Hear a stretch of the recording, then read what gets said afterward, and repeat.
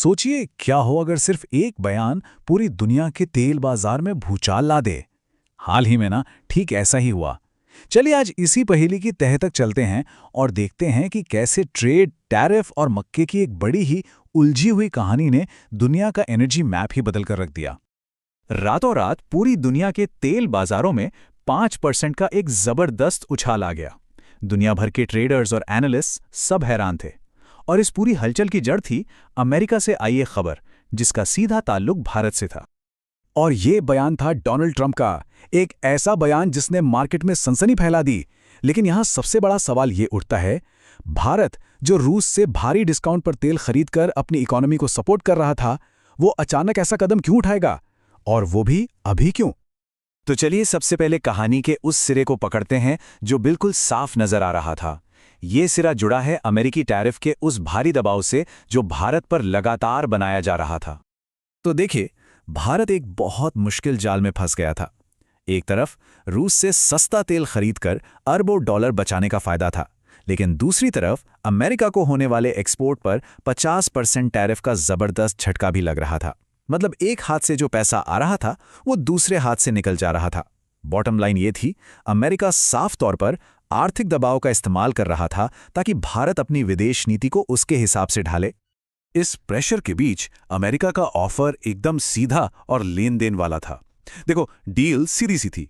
पहला कदम, भारत रूसी तेल खरीदना बंद कर दे। दूसरा, बदले में अमेरिका टैरिफ को 50% की भारी भरकम दर से घटाकर सिर्फ 15% कर देगा। और तीसरा, इससे दोनों देशों के बीच एक बड़ी ट्रेड डील का रास्ता भी खुल जाएगा। एक सीधा साधा ऑफर जिसके पीछे बहुत बड़ा दबाव छिपा था। पर अगर मामला इतना ही सीधा था तो इतने सालों से ये बात अटकी क्यों हुई थी? क्या ये कहानी सिर्फ तेल और टैरिफ की ही है, या पर्दे के पीछे कुछ और ही खिचड़ी पक रही थी जो कभी हेडलाइंस में आई ही नहीं? अब बात करते हैं उस चीज की जो असल में सालों से भारत और अमेरिका के बीच ट्रेड डील का सबसे बड़ा रोड़ा बनी हुई थी। ये थी खेती से जुड़ी कुछ पुरानी और बहुत ही पेचीदा मांगें। अब जरा इस स्लाइड को ध्यान से देखिए, क्योंकि कहानी का सबसे बड़ा पेंच यही है।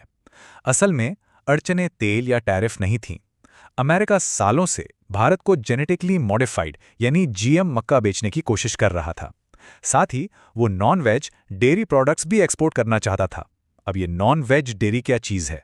इसका मतलब है उन गायों का दूध जिन्हें चारे में जानवरों से बने प्रोडक्ट्स यानी एनिमल बाई प्रोडक्ट्स खिलाए जाते हैं।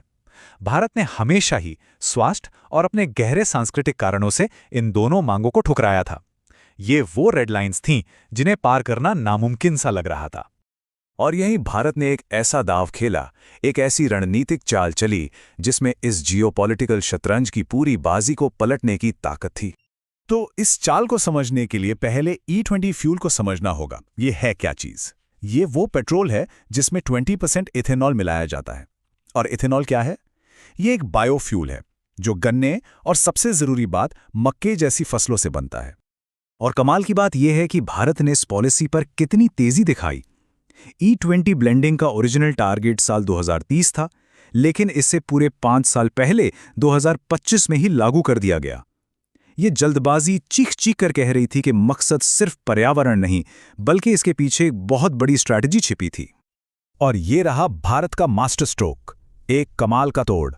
देखिए, खाने और जानवरों के चारे के लिए अमेरिकी जीएम मक्का पर बैन जारी रहेगा, लेकिन इंडस्ट्रियल फ्यूल यानी इथेनॉल बनाने के लिए उसी जीएम मक्के को इंपोर्ट किया जा सकता है। ये एक जीनियस समाधान था। इससे अमेरिका की मक्का बेचने की मांग पूरी करने का रास्ता खुल गया, और वो भी भारत की फूड पॉलिसी और सांस्कृतिक चिंताओं से कोई समझौता किए बिना। और अब आता है इस खेल का फाइनल मूव, वो आखिरी चाल जिसने इस शतरंज के खेल में हर किसी को फौरन फैसला लेने पर मजबूर कर दिया, शाह और मात। और फिर ट्रंप प्रशासन ने वो चाल चली जिसने सबको हिलाकर रख दिया, सीधे प्रतिबंध। और ये किसी छोटी मोटी कंपनी पर नहीं, बल्कि रूस की 2 सबसे बड़ी तेल कंपनियों रोसनेफ्ट और लुइकॉयल पर लगाए गए। ये रूस के तेल उद्योग की रीढ़ हैं, और यही वो कंपनियां थीं जिनसे रिलायंस जैसी भारतीय और कई चीनी कंपनियां तेल खरीद रही थीं। इन प्रतिबंधों का सीधा सीधा मतलब था कि अब इनके साथ बिजनेस करना लगभग नामुमकिन था।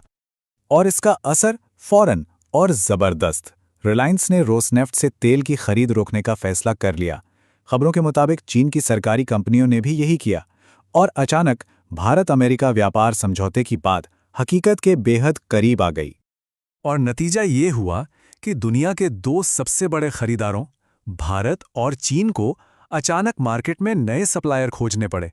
इससे डिमांड और सप्लाई का बैलेंस बिगड़ गया और वैश्विक तेल की कीमतों में वही 5% का उछाल आया जिसके साथ हमने ये विश्लेषण शुरू किया था। पूरी कहानी आकर यहीं जुड़ जाती है।